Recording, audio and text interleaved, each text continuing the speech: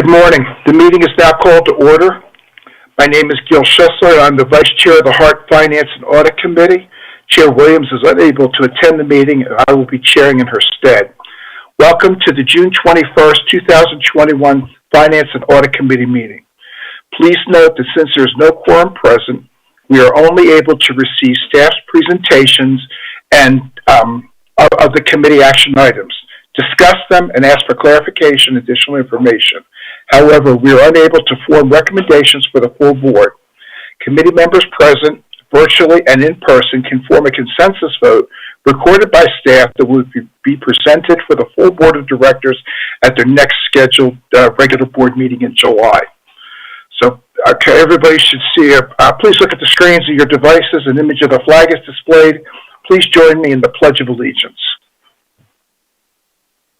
I pledge allegiance to the flag of the United States of America and to the republic for which it stands, one nation, under God, indivisible, with liberty and justice for all.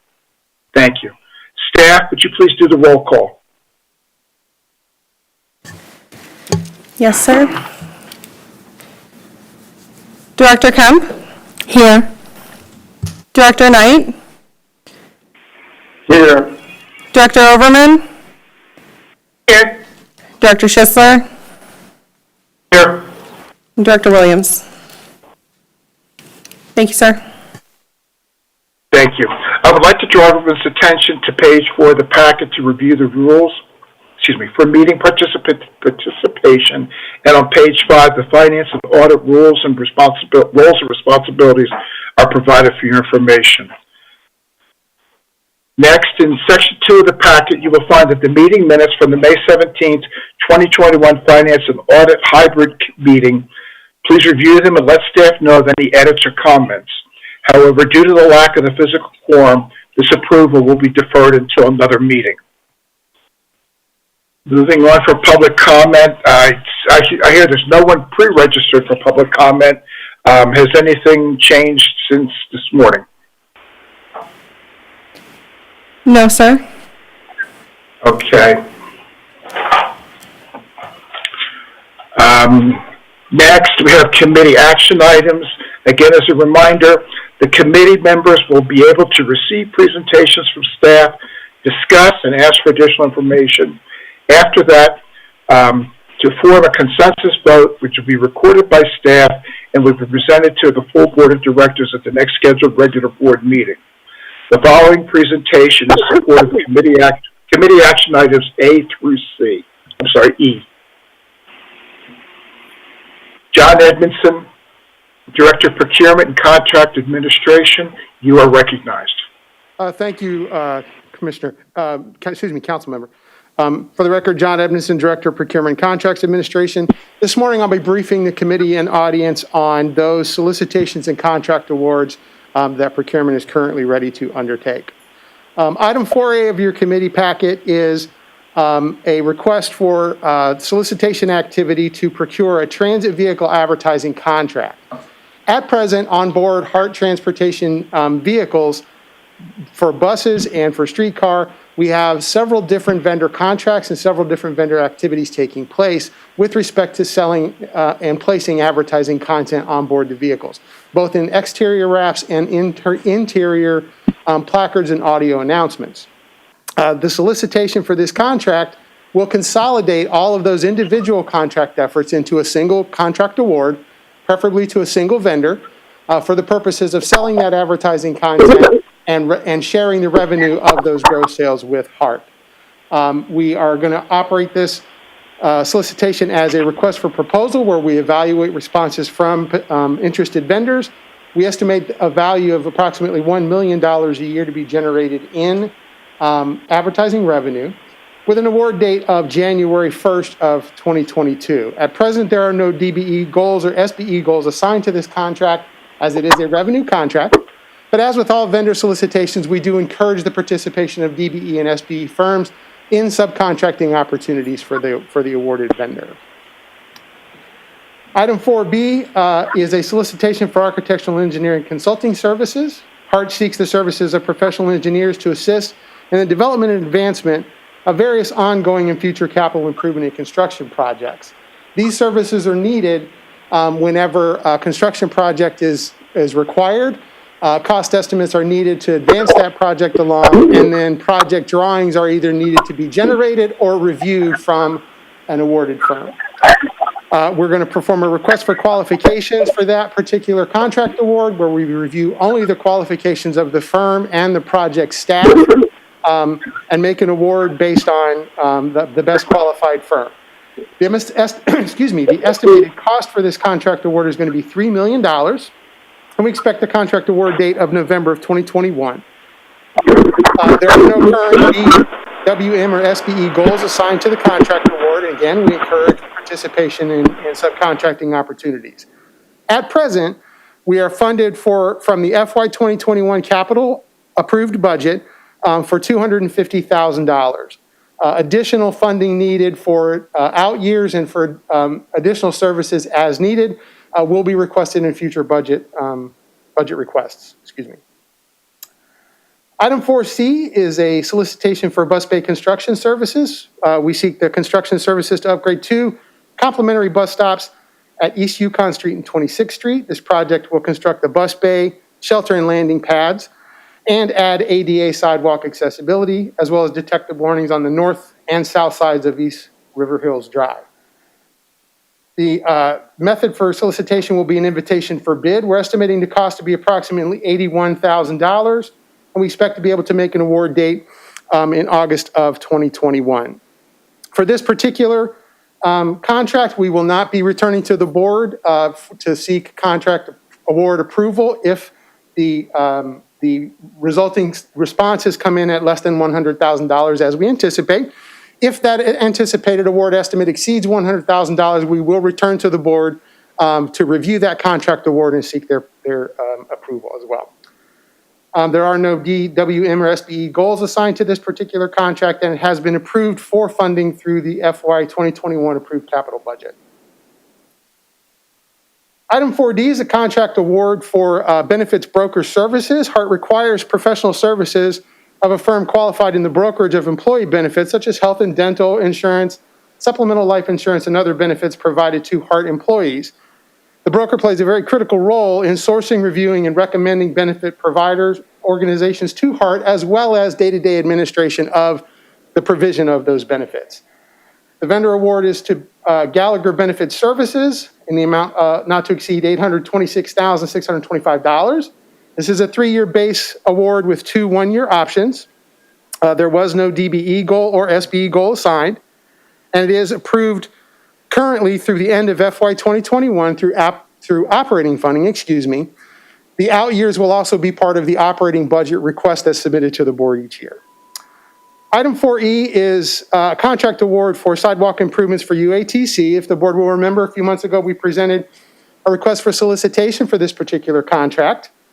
We did make an award to, and I apologize, it's not listed there on the slide.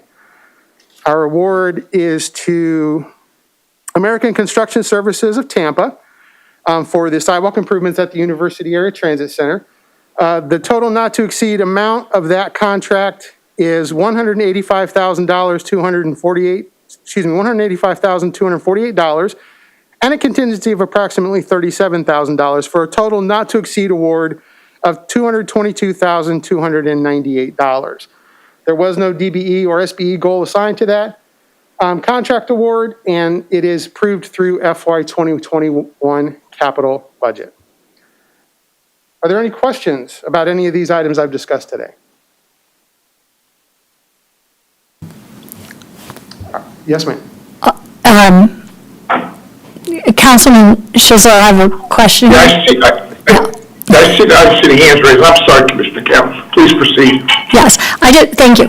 I just have a question about the first solicitation for, sorry, I'm looking here, the vendor contract for transit advertising.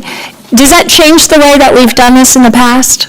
It doesn't change it in the sense that it will change the nature of the advertising process, the vehicle advertising process. What it will do is consolidate individual awards into a single broker's award. Okay, and so that, can you just Sure. a little bit explain how we've done in the past, how this changes it? As an example, we have a contract right now with one vendor to do the wraps for the exterior of the buses. We have another contract with another vendor to do interior audio advertisements. And then part of the exterior wrap contract is also interior placard advertisements. And then we also recently amended the contract to include streetcar advertising wraps as well. Those were all individual contracts that we started to kind of consolidate toward the end of last year. Thank you. You totally clarified that for me. I wasn't certain about that. Thank you. But just one comment, if I may, Chair Schisler. So, Mr. Edmondson, can you just share that, also, it's not only consolidating, but we will be soliciting for the services that all those individual contracts had before in one consolidated contract? That's correct. By consolidated, I mean a single vendor to perform all of the services currently provided by multiple vendors. Thank you. Thank you. Thanks for the clarification and everything, and I totally understand now. Thank you. Thank you. I do have a follow-up question on item 4D for Gallagher. The $800 and some odd $1,000, if you could go to that screen, the next slide. Is that an equal amount over the 3 years, or is that clarification for that for the board meeting? I would like to see, what is the annual fee rate, and what are we getting for that? In the support documentation under the financial impact section of the action item, it identifies that the annual cost is $145,000 per year, and then there's a $100,000 ad hoc task order kind of line item. So that $100,000 can be spent all in the first year, or all in the last year, or any combination therein throughout the 5-year period if we go the full 5 years. So the annual contract is currently $145,000. Also in the support documentation, I'm going to be as brief as I can because this is a pretty exhaustive list of the things that Gallagher does for us. They market, evaluate, select, and secure all of our insurance services: health, dental, vision, EAP, the self-funded reinsurance, flexible, all of the things associated with any insurance program that HART's involved in. They help us identify the vendor provider for that. They also perform an internal review and report of employee health benefits programs to make sure that we're getting cost effectiveness, biggest bang for the buck kind of partnerships with those particular vendors. They file all of our relevant documentation as it relates to the self-funded health plan under the Florida statutes. They advise and assist in reviewing our benefits program and recommend alternative designs, delivery systems, et cetera, et cetera. They keep us abreast of all of the changing market conditions for all of those different insurance and benefits programs. And then finally, they help us with retirement plan consulting, record keeping, and monitoring of our investment services for the deferred compensation plan. Okay, very good. Thank you. I apologize. I'm traveling and I'm a little bit blind to some of that documentation at this point. That's okay. So thank you for clarifying. Yes, sir. Okay, barring any other questions, Okay. that's all I have. Oh, I'm sorry. I do see Commissioner Overman, your hand is raised. Yes, thank you very much, Chair. Just a couple of questions. In the previous, in the description of the contract for the consolidation of the marketing plan, there was a revenue share arrangement. Is that going to continue to be a benefit to HART that is going to be pursued with the consolidation of the contract? Yes, ma'am. The new solicitation will describe the expected revenue share agreement between HART and the successful vendor. Okay, because I didn't want to lose that piece of that arrangement at all. No, ma'am. We'll make sure that that's as beneficial as possible to HART. Okay, and then the other question I had regarding actually several of these contracts, I noticed that in a lot of our solicitations that there's, could you go to the next page, the last couple of pages? There's and the previous page just showed that there was no DBE or no SBE goal or consideration. Is that a policy that we're not pursuing those efforts, or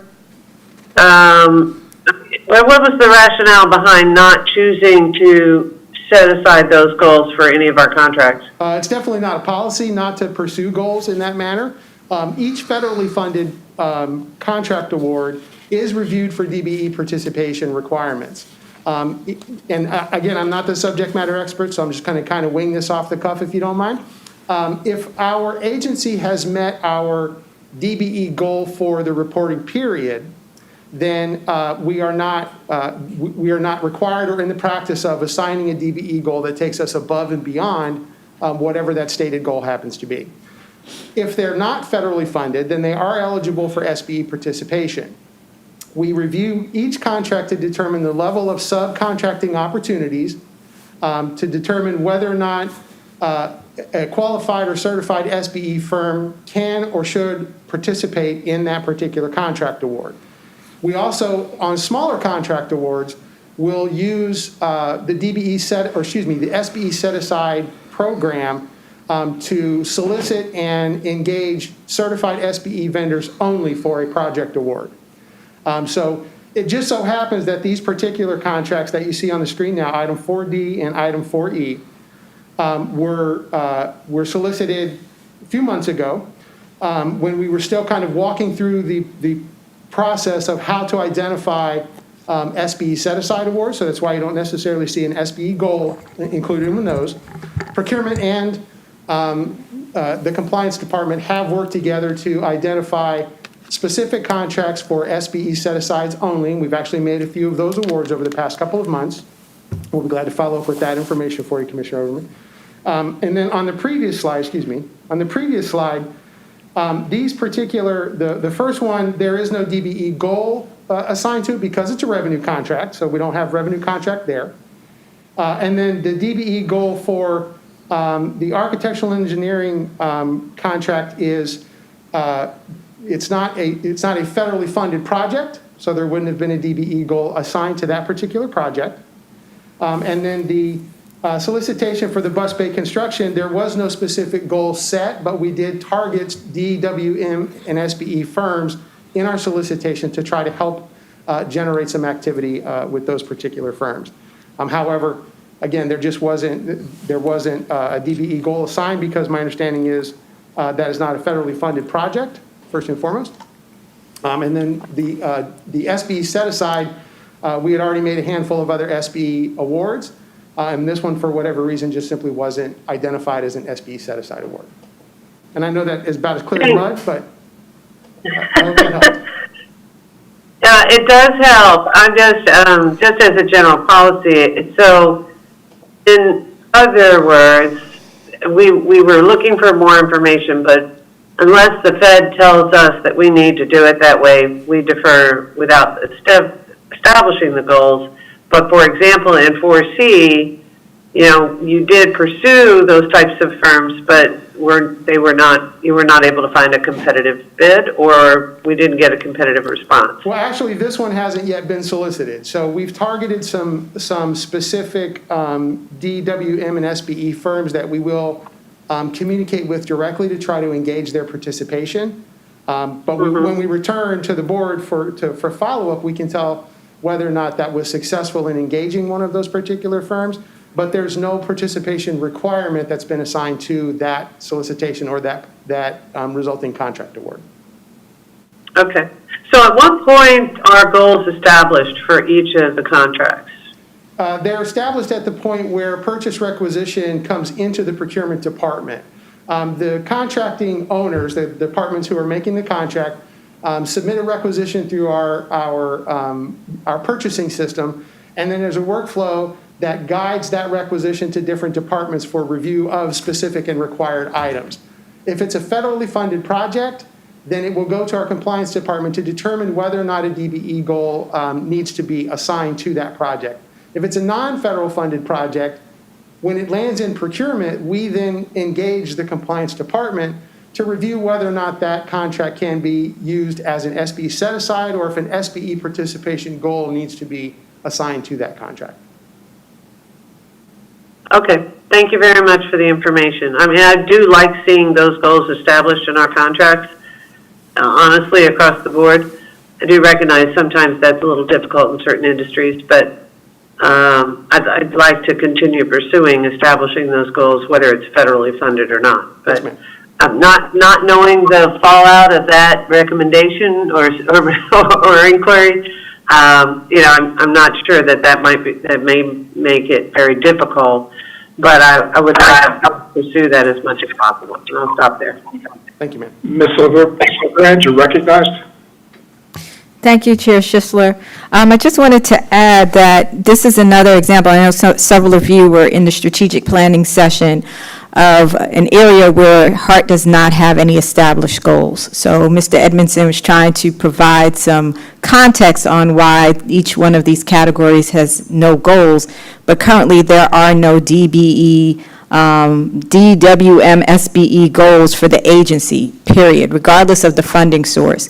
And that's something that we are in control of establishing. Yes, if it's federal funds, we are required to have a goal, but as an agency, we can establish our goals for ourselves, and we can say to the community, this is the way we're going to conduct business, and this is the way we're going to solicit for opportunities, and ensuring that based on our demographics that we are providing opportunities for businesses that fall in these categories to have a competitive place, a competitive market, if you will, for their services.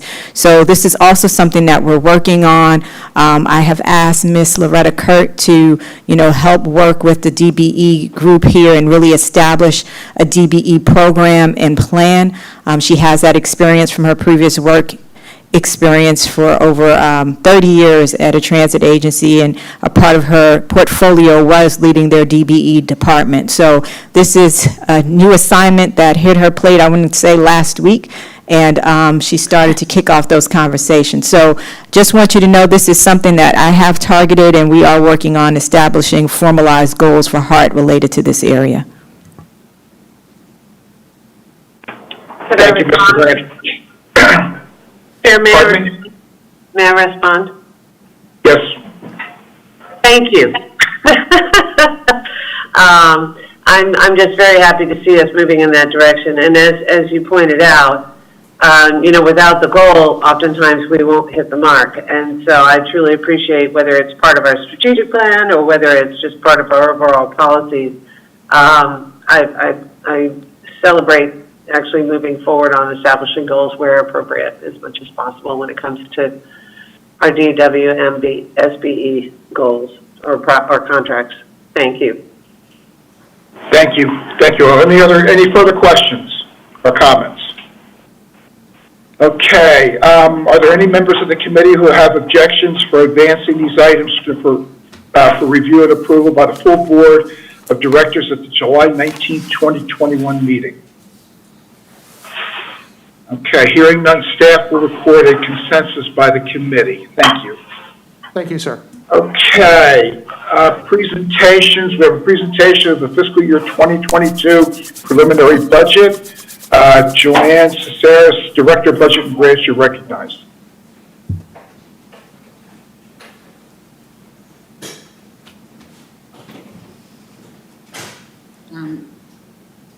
Good morning, Councilman Schisler and members of the committee and Mr. Grant. For the record, this is Joanne Caceres, Director of Budget and Grants for HART. Today, I will present the fiscal year 2022 preliminary HART budget, HART operating budget, and preliminary list of capital projects. I will cover an overview of the operating statistics, the operating revenues and expenses, fund balance reserves, the preliminary list of capital projects, and finally, the next steps for review and adoption of the budget.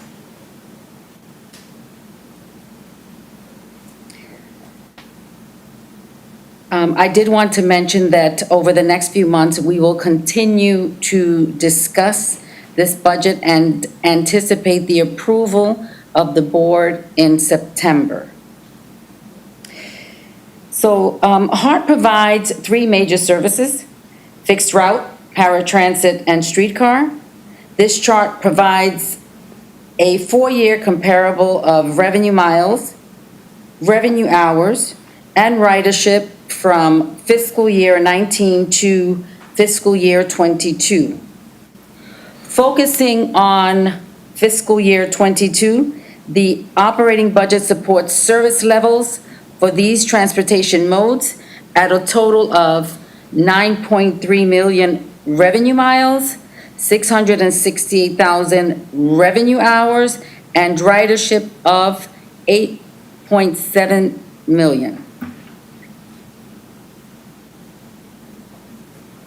This chart shows the fiscal year 22 operating revenues budget presented by revenue source.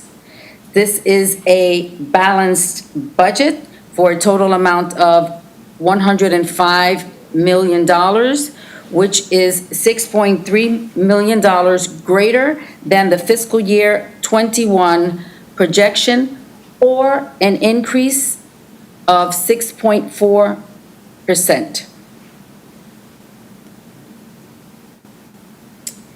This is a chart of total operating revenues by source and the percent that they represent within the total budget.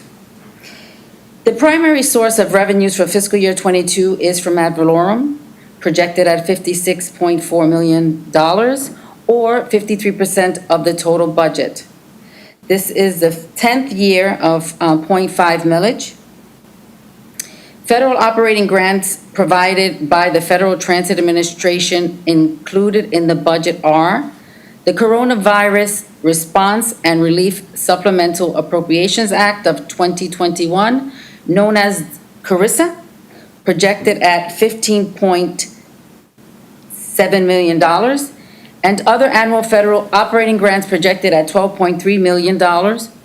These two revenues combined represent 20% of the total budget. The state operating grants and local contributions are projected at $10.4 million and combined are 10% of the total budget. These revenues include grants from the Florida Department of Transportation and local match contributions from the Hillsborough County, the City of Tampa, private partners, and Special Mobility District for additional services and projects. The passenger fares projected at $8 million represents 8% of the total budget, and all of the revenues represent a 2% of the total budget. So this chart focuses on 2 federal relief fundings allocated to HART in response to the coronavirus. HART was allocated $39.8 million under the CARES Act, which was used in fiscal year 20 and in fiscal year 21 and has been expended. Also, $15.7 million under the CRRSA Act, which we anticipate using all of the funding in fiscal year 22. These grants do not require a match. This chart shows the fiscal year 22 preliminary operating expenses presented by expense category for a total amount of $105 million, which is $6.3 million greater than the fiscal year 21 projection, or an increase of 6.4%.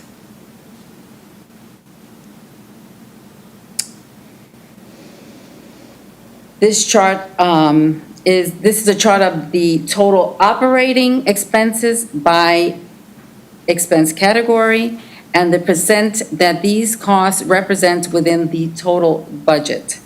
Salaries and wages are projected at $51.8 million, or 49% of the budget.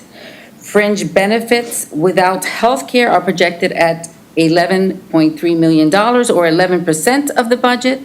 These costs are budgeted at 21.8% of the total salaries. With regards to healthcare costs, these are projected at $9.9 million, or 9% of the total budget. These costs are budgeted at 19% of total salaries, net of employee contributions. The next largest expense category is the operational contract services, projected at $10.4 million, or 10% of the budget. Parts and supplies are $5.4 million, or 5%, and all other expenses represent a 15.8% of the total budget. So we are budgeting for 836.5 full-time equivalent positions based on the different units that you can see on the slide.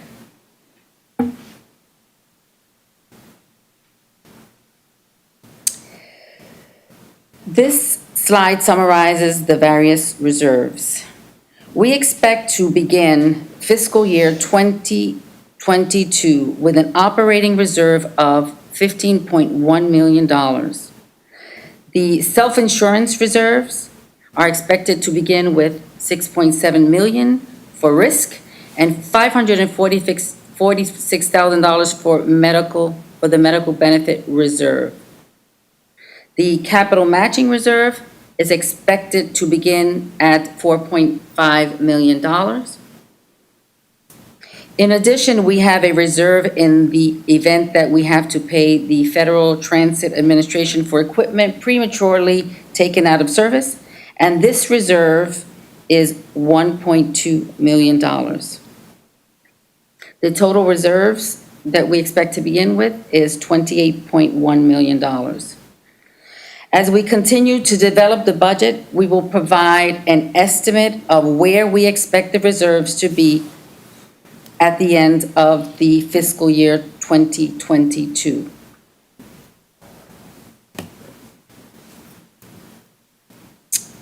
This is a chart which shows the preliminary capital projects by category. The majority of our projects will be for facilities and construction, technology and rolling stock and maintenance.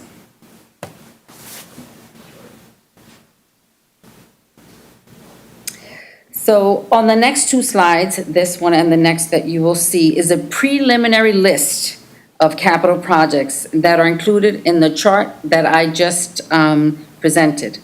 This list includes projects that were started in fiscal year 21 that have not been fully completed.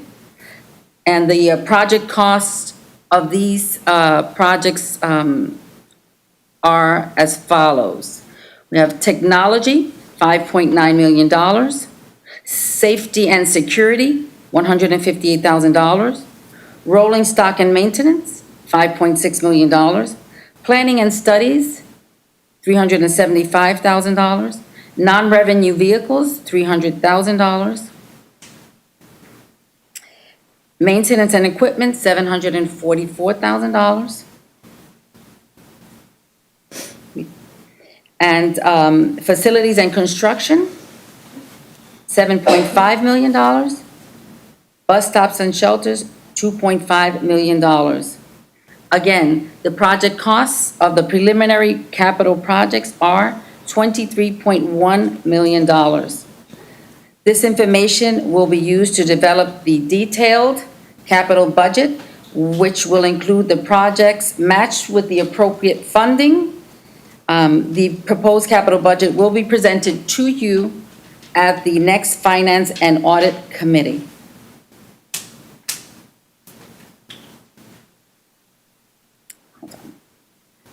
So,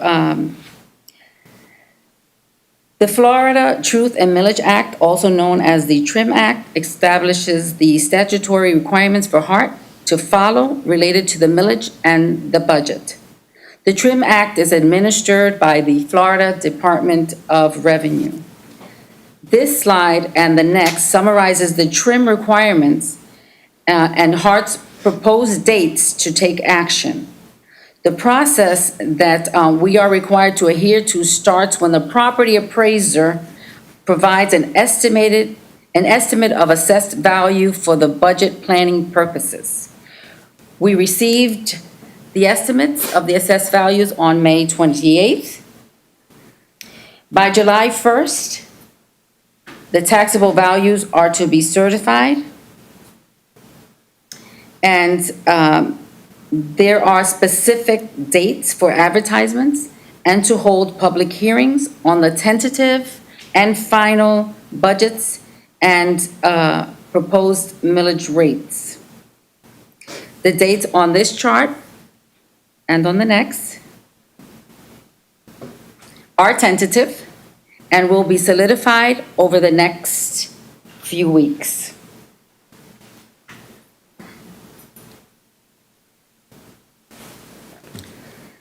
These are the next steps leading up to the adoption of the budget in September. Again, these are tentative. On July 19th, the board certifies the proposed fiscal year 22 millage rate. On August 16th, the Finance and Audit Committee meets and we continue discussion on the proposed fiscal year 22 operating and capital budgets. On September 13th, the proposed date is the proposed date of the first public hearing on the tentative fiscal year 22 millage rate and proposed budget. And also, the Board of Directors adopt the tentative fiscal year 22 millage rates. On September 24th is the proposed second and final hearing on the fiscal year 2022 proposed millage rate and budget. And on September 27th, the Board of Directors adopts the final millage rate and adopts the final annual budget. This concludes my presentation. I will be happy to answer questions that you may have at this time. Okay, thank you, Ms. Caceres, for your presentation. I do see a hand up for Commissioner Overman. You're recognized. Thank you, Chair, I appreciate it. I'd like to ask staff to send not only this PowerPoint presentation, but also the one for the previous meeting at the strategic planning. I did not see links in the agenda that I did get in the package. And so I would really appreciate actually having either, a link or the actual PowerPoint presentation included in the agenda package or sent separately if possible. Thank you. Cool, thank you. And any other questions or comments for staff? Yes, I do. Seeing, I have a couple. Recognized. Thank you. I'd also like to reiterate that request by Commissioner Overman, because I went to try to find the links or even go on the HART site because it really helps, especially. I mean, I think those should be available all the time in advance, but I think especially with the finances, it's hard to just look at the first run and say anything with regards to this without having reviewed a little. I'd just like to know, it has in the pie chart that you did, operational contract services was 10% of the budget. What exactly does that cover? Well,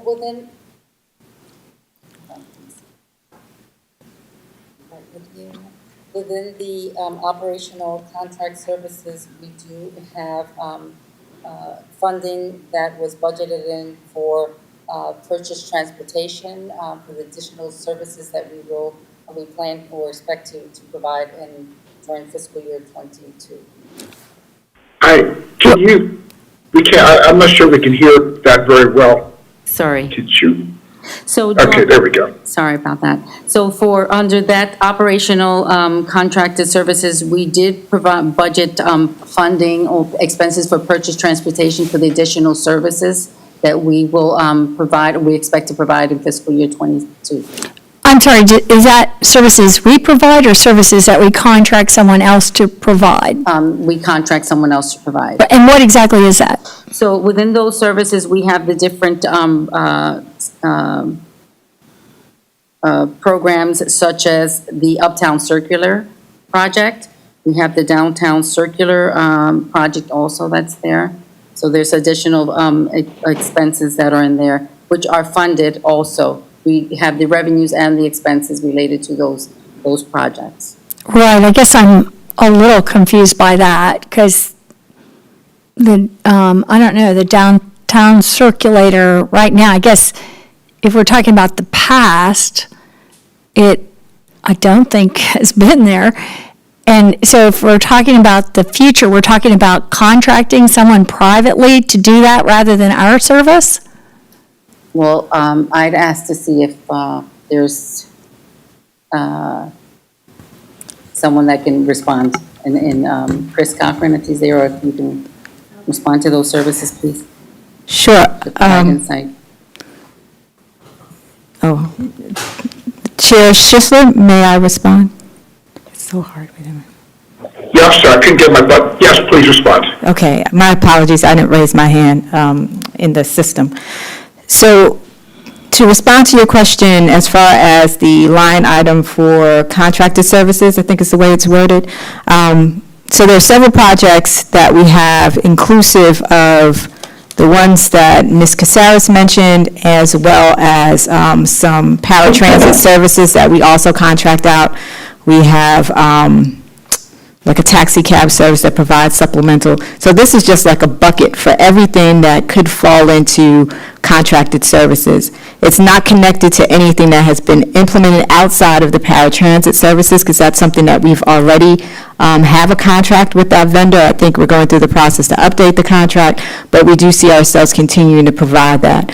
Also in that bucket for those dollars that have been assigned is also to look at the possibility, if there were any possibilities for microtransit, any other service that we may want to try out as a pilot or to do something different next year. Ms. Caceres mentioned the downtown or the uptown, or those are some of those types of projects that have been mentioned before. So it could be that, or it could be something else, but this is what that funding bucket would allow us to do. No decisions have been made on a downtowner, because we know that doesn't exist right now, and there's nothing else in play. That's all I was concerned about. That's why I was wondering, because the paratransit, I know that we contract out, but as far as anything else went, I wasn't aware of any contracting out. And then I was a little surprised when I heard uptown or downtowner, since I didn't think we had anything like that. So I was confused, but that's what I wanted to clarify, because it is 10% of the budget. So I expected it to be paratransit, but then I wasn't certain, and that's why I asked. Okay, so. Right, and again, this conversation is great, because this is a preliminary budget. And the intention here is not to send you a budget for you to rubber stamp. The intention is to give enough time, as the schedule permits, for you to have this kind of conversation. So if 10% set aside for contract services is not the direction that the board would like us to take, this is the form to say that. And then when we come back again with an updated budget, it will reflect these modifications. So, if at this time we want to say any services that we provide, and I'm not saying this is what you're saying, but I'm just throwing this out, outside of the paratransit service, supplemental paratransit service that we outsource, there isn't a desire of the board at this time to outsource any other operational services. That can be a message that staff takes back, and we adjust that number appropriately. For any of the other categories that are listed there as well, this is the opportunity for you, again, after you get the document that you can look at your leisure, highlight and question each line item so that we can come back and revise the budget. What I'll say is, and Ms. Caceres, I know you guys have heard me say this before, but I do want to commend her and her team for really working with me on this budget, because when I got here, my first question was, what is the budget cycle and how do we build the budget? And what I heard was, well, we put it together pretty much behind the curtain and tell people how much budget they have, and then we go live. And in my experience, it's a process where the owners of those departments are presenting a budget, and we're having dialogue, and we go back and forth, and then we get to a place where we send it to the board, and then the board provides guidance, and then we come back and we make the changes, and then we have a budget that truly reflects what the board would like us to see, but it also reflects the community's input. And that was something that was left out of the process as well. So, what Ms. Caceres and her team has allowed us to do in working many long nights is to be at a place where you have a preliminary budget that I would say is at a pretty good place right now, that we can feel comfortable that, we're 99% there, and now there's an opportunity for the board to really influence how we're budgeting the dollars, where we're going to spend the dollars, and making sure that between now and September, we all feel comfortable with the direction that we're going. So, just to sum up, please, don't use today as the last opportunity to comment on what you'd like to see differently.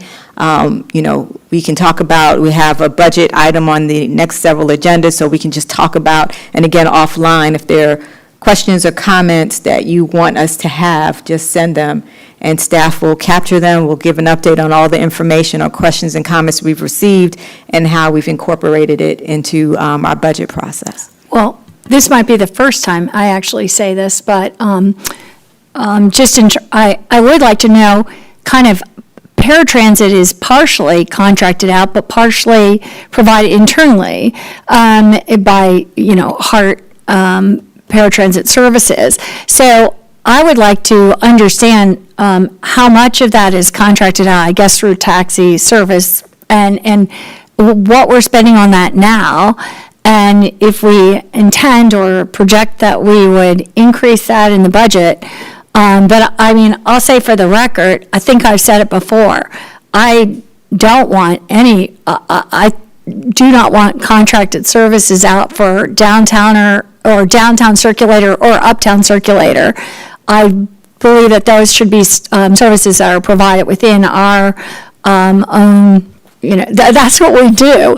And I don't want to see us contract that out to anyone. In fact, I think those are core services that we should be providing, and not part of any contracted out service. I'd be very opposed to that. So I'll just say it for the record here now, but in the future, I'll repeat it as we move on, as something I feel extraordinarily strongly about, and want to make sure that those primary services are in-house, that we do. Thank you. And my second point about the budget is, I think when you listed out a lot of reserves, and I did that, I wrote down 28 million. Did that come to 28 million, the reserves? Yes, it did. Yes, that's what I thought. And I just want to say, HART has never truly had reserves at all. I have really been frightened by how close, because whatever we were kind of calling reserves, which I guess that's how we still have it, but it was more or less cash on hand, and we came dangerously close to scraping the very bottom of cash to just provide our regular services. And I think that the board hasn't even been aware that we kind of didn't have this separate reserve account that wasn't used to fund our regular services. And we dipped lower and lower each year until before last year we were, I wondered if we would be able to pay the bills a week after that. So, and 28 million is no small amount. That's a really substantial amount to have backing. It's a comfortable amount for an agency this size, probably not quite enough. And, I imagine we still have to use that, to rely on that, to have that cash on hand, as opposed, I don't know if it's ever in a separate account, but it was an account that was very not reserved, even though it was sometimes referred to it as that, and sometimes referred to it as operating funds. So I'm, in essence, I'll just say I'm very pleased. I can, take a breath. I'm sure you can too. that we are seeing this 28 million reserve. I hope that we can, have that out there to feel assured for the future. So in being able to also to perhaps match or take advantage of opportunities that are available to us, even as we have this very, very, very tight budget that we have. Thank you, Ms. Kempa. And to your point, keep in mind that we received $39 million in CARES money this year that was or was not expected, obviously, and the position we'd be in with our reserves had that not come through would have been pretty disastrous. Okay, I don't see any other comments or hands raised. I think we do have someone, Councilman Schisler. Ms. LeGrand, I just see Ms. LeGrand's hand go up. Okay. Yeah. I apologize. You're recognized. Yes, Chair Schisler, Ms. Kirk would like to address the body. Good morning. To the chair and the committee, any board members present, Ms. LeGrand, and to the audience. I just wanted to say one thing about the reserves. And Ms. Kemp, or Commissioner Kemp, said we can breathe. But I would just say you can breathe for a moment. Because as it was just pointed out, we only have the reserves because we received the COVID relief. So we really can't use that money. And the reserves are mandated by the board. And the reserve that you saw, the $15 million for operating reserve, is only 50% of what the board says we should have. So, as was stated, we received the COVID relief. We won't receive any more. We only received it through March, I believe, or through the end of February. And so for a few months, we won't have any COVID relief. We have to apply for the next portion, and that's half of what we received from the CARES Act. So the reserves are very limited. We certainly don't want to spend any of it, and we have to monitor it as we proceed through the year and make any adjustments to service or staff or whatever is necessary to keep HART moving forward. So I just want to mention you can breathe, but only for a moment. Point taken. Thank you very much. What is our board policy for funding levels for the reserves as a percentage of operating expense, or however it is? I'm not quite sure I understood the question, but the operating reserve should be an equivalent of 90 days of expenditures. With a $101 million budget, we need to have $26 million in reserve. That's equivalent That answers my question. Does that answer it? That answers my question, yes. Okay. Thank you. Thank you. Appreciate it. Okay, I see no other hands. Is there any other comments? Okay, seeing none, this concludes our regular business for the day. Is there any old business? Hearing none, is there any new business? Hearing none, this meeting is adjourned. Thank you very much, everybody. All right. Bye-bye. Have a